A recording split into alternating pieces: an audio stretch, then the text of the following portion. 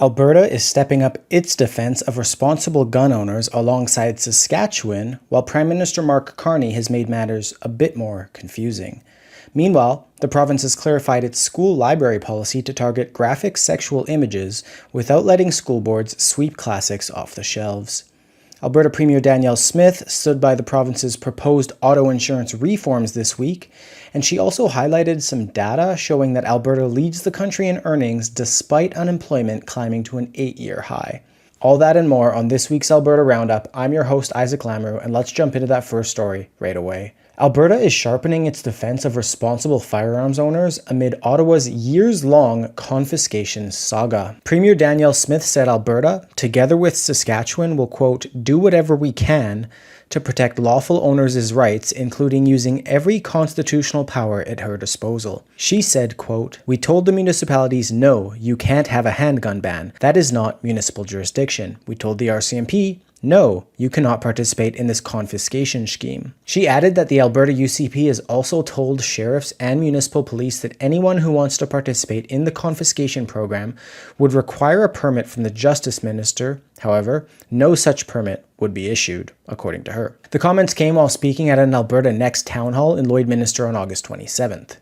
Smith said the province will be well within its rights to regulate the legal use of firearms so that Albertans can continue to own, collect, and use them for sport shooting, hunting, and other purposes.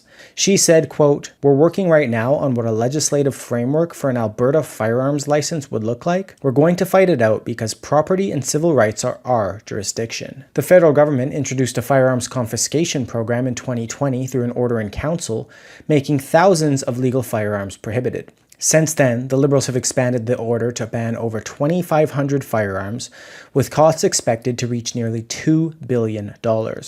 Canadians across the country remain skeptical of the policy. A previous Leger poll found that 55% of Canadians believe the federal government should focus on cracking down on illegal firearms smuggled in from the United States, while only 26% supported banning legal firearms through buybacks. Even Prime Minister Mark Carney has conceded that most firearms used in violent crimes come from south of the border. When asked about a string of shootings in Hamilton, Ontario in July, he said, quote, I suspect the guns used here are from the US. And I also caught up with Public Safety Minister Gary Anandasangri in Edmonton on Thursday, outside of the Liberal caucus retreat. He too, like Carney, claimed the gun ban was, quote, voluntary. He said the program will be launched soon and has always been voluntary. Excuse me, Mr. Anandasangri, can you just clarify the comments Carney made yesterday about the gun buyback program being voluntary? Are you changing the program? Well, the program is going to be launched soon. Is it going to be voluntary now? It's always been voluntary. How is that? Can you just clarify those comments? Is it possible? Because all the gun organizations I'm seeing are super confused. They're saying, is it voluntary all of a sudden? Because from what I can tell, the CCFR, for example, they're all saying that it's been mandatory. Why don't you contact my office and we'll be able to... You have no comments on that for today? Of course, this claim seems to contradict the belief among Canadians and gun groups from coast to coast. Firearms writer Tim Thurley wrote on X, he said that the program as it stands currently is in fact not voluntary. He said, quote, participation was initially voluntary. With a grandfathering option, it was made mandatory by Minister Blair in response to criticism by members of anti-firearm groups, one of whom is now in cabinet. He explained that to actually make it voluntary, the law would have to be modified so that Canadians were legally allowed to still possess those firearms. He said that backing down would be a contradiction from Carney and go against the wishes of some of his cabinet colleagues. However, Thurley added that he hopes that this change is real. He said, quote, if not, he is being misleading, intentionally or otherwise, about the effects of non-participation in the program.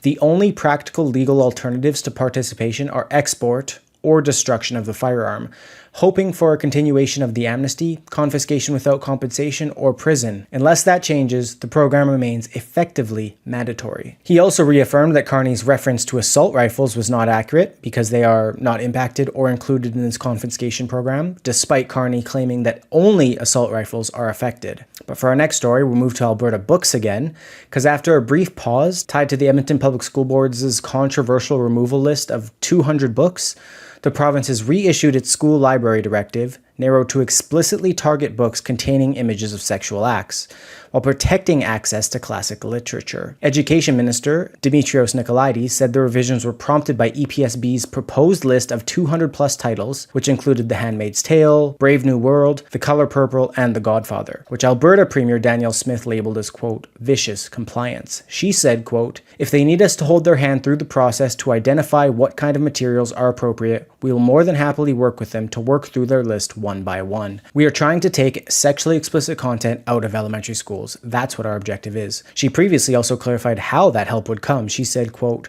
1. Get pornographic images out of school libraries. 2. Leave the classics on the shelves. 3. We all know the differences between the items in 1 and 2.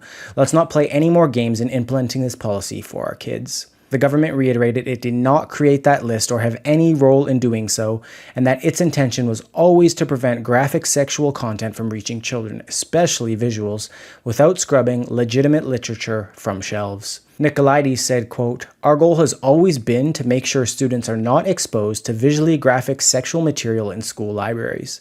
I am confident we can meet that goal while making the process as simple and straightforward as possible for schools and teachers. The revised order will ensure that classic literary works remain in school libraries, while materials with explicit visual depictions of sexual acts do not end up in the hands of children. Ministerial Order Number 34, 2025 now focuses on visual depictions of sexual acts, including images of penetration, masturbation, sex toy use, or child molestation. Novels, poetry, and other works with written descriptions of sex can remain in school libraries if they do not contain explicit imagery. The order does not apply to non-sexual images or activities related to sexual acts, such as puberty, menstruation, breastfeeding, kissing, or hand-holding. At a media briefing, Nicolaides said, quote, one of the main differences is developmental and age appropriateness. An image can be understood and conveyed to you at any grade level with any degree of comprehension, whereas, of course, vocabulary and understanding progresses and develops throughout the school year. Originally, the order mandated a two-phase implementation. Schools were to remove books with detailed sexual acts by October 1st, 2025, and by January 1st, 2026, school boards were to provide policies for parental review of removed books. Under the revised rules, school boards must now submit a list of titles they intend to remove to the minister by October 31st, 2025. Materials with explicit sexual imagery must then be removed by January 5th, 2026. Schools are prohibited from removing books before providing a list to the minister. Also, the definition of school library materials has been expanded to school literary materials. And distinctions for grade levels found under the previous order were also removed. School authorities must regularly review library materials and publish a publicly available list of all school library materials. Classroom collections are exempt from public listing but must be available to parents upon request, for instance, by viewing a bookshelf during a parent-teacher meeting. It does not apply to municipal libraries, even those in schools, learning and teaching resources approved by the minister, or materials students bring into schools without authorities' knowledge. The province again issued a viewer discretion is advised warning when sending a book package to media, which included books previously found in schools like Genderqueer, Fun Home, Blankets, and Flamer, all containing heinous sexual imagery. If you plan to look at it, don't say you weren't warned. But for our next story, moving over to cars, Alberta Premier Danielle Smith has defended her government's auto insurance reforms in the face of growing grassroots discontent, claiming that no perfect solution would have satisfied everyone. Last weekend, Juno News' Cian Bexty asked Smith at the Canada Strong and Free Network conference in Calgary if she was committed to the Care First model. The changes that you've announced to the Insurance Act has sort of not gone over very well with party members, from the ones I've spoken to at least. Are you committed to those changes? Do you think they'll actually benefit Albertans? Do you think that they'll lower the price of premiums, or has that sort of faded? Smith replied saying, quote, I think people are going to be unhappy either way. She said Albertans pay the highest car insurance in the country regardless of their driving record or what car they drive. Some reports showed Albertans were paying double for mandatory auto insurance premiums compared to Ontario and triple compared to some Atlantic provinces. However, some stakeholders have raised concerns with the new approach. KMSC Law warned that the changes proposed by the UCP government would embolden insurance companies. Their press release reads, quote, Under the new Care First, No Fault model, injured Albertans will have their treatment and benefits controlled entirely by insurance companies. These companies, motivated primarily by profit, will determine the nature and extent of your care and benefits, not your own healthcare providers. Also, between 2022 and 2024, over 20 insurance companies were fined over $3.1 million for overcharging drivers through ineligible surcharges, programming errors, and a failure to apply proper discounts according to the CTV. The government initially proposed that the changes would save Albertans up to $400 per year. However, a government report released after that claim in August did not repeat earlier promises of the $400 annual savings from the reforms. Officials claim that rising costs from inflation, U.S. tariffs, and natural disasters like the Jasper wildfire made the pricing impact uncertain, according to the CBC. The new Care First model, brought in under Bill 47, is set to take effect in 2027. The province has promoted the reforms as a way to speed up care and lower premiums, but some critics have pointed out similarities between the proposed approach and BC's no-fault insurance model.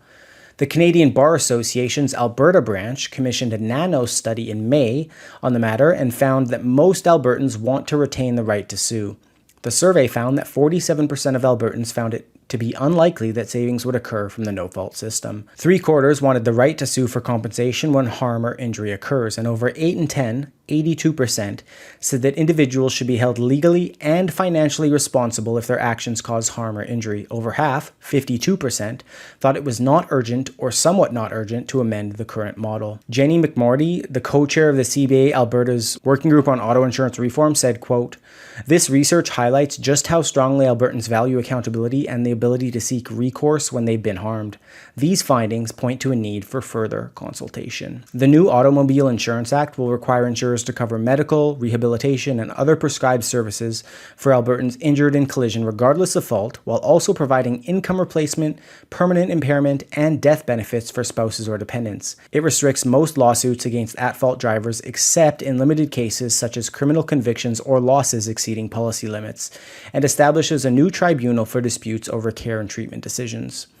In response to Bexy's question, Smith insisted the new model was a middle-of-the-road approach. She said, quote, "We thought we took the middle-of-the-road approach that preserved as much of the private market as possible but still addressed the legitimate concerns we've been hearing for many years." Moving to a story on employment, Premier Smith highlighted Alberta's earnings leadership and strong labour force participation this week, while Statistics Canada's labour force survey showed the province's unemployment rate rising to 8.4% in August, which is the highest since August 2017 if you exclude the pandemic.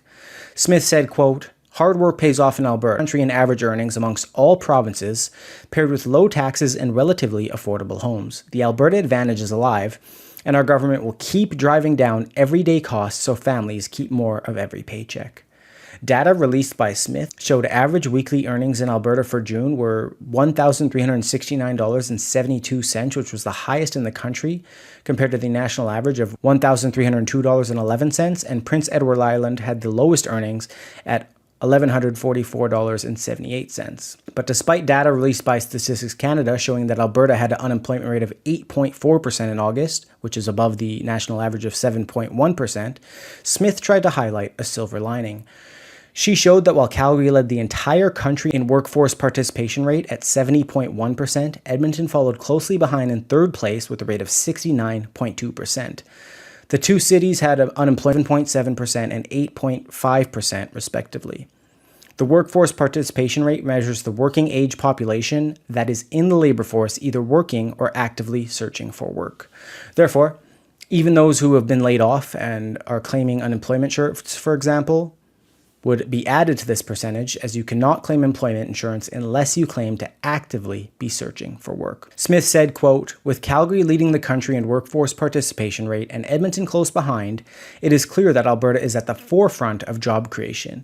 We'd be able to create even more jobs if Ottawa would repeal its investment-killing policies that are holding back the energy sector." Albertans lost 14,000 jobs in August, the second consecutive month of decreases, according to August's labour force survey. Ontario and British Columbia also saw large job losses, shedding 26,000 and 16,000 positions respectively.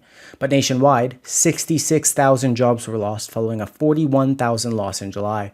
The CIBC even went as far as warning in a recent report that Canadian youth unemployment is hitting recession levels.